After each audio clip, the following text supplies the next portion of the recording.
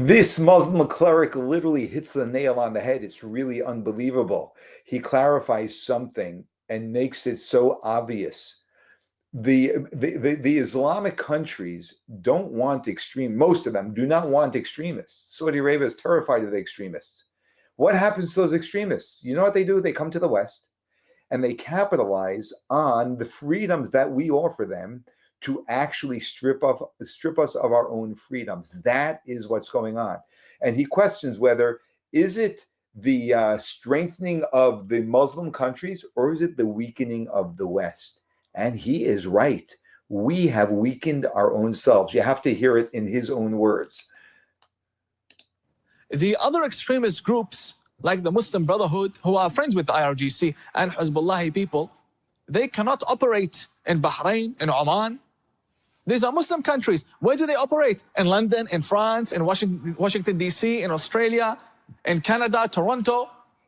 They operate here. They have bank accounts. They register charity. Right. So Macron, the president of France, recently said the Islamic world is in a crisis.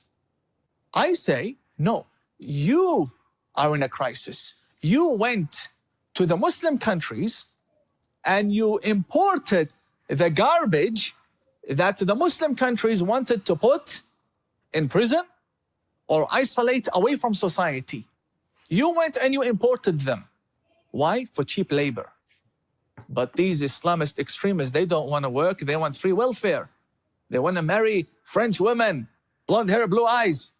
They don't have time to work. So look at Poland. They don't complain from Islamic extremism, not a single terrorist attack in Poland. The moment they sense there's a problem, they crack down on it. Polish policy, beautiful. The French, no, come. When they come, they use the resources. They go to Washington, D.C., and they sit in Congress. They support the Iranian regime. They go against the sanctions in Congress, right, with their hijab. Why? Because the ideology is filth to begin with. When you import that, or you allow it in, or you amplify it, or you glorify it in any way, you make your bed, sleep in it. So that is also a problem of the West. The question is, Tina, did the extremists become stronger or the West become weaker? I say it's both. Yeah, he's right. It is both. And what we have to deal with, because it's our issue, is the West becoming weaker.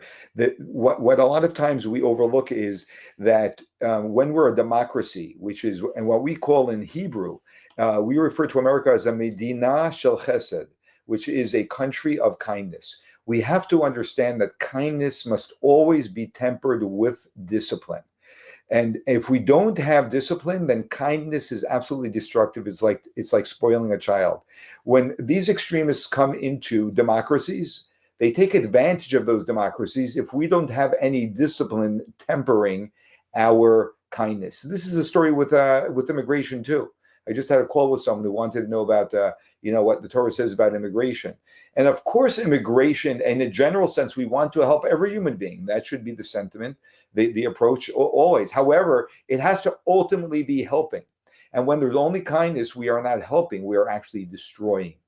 And we are making the bed that now we are being forced to sleep in. And you can see this happening in Europe, is being destroyed before our own eyes because of this very behavior.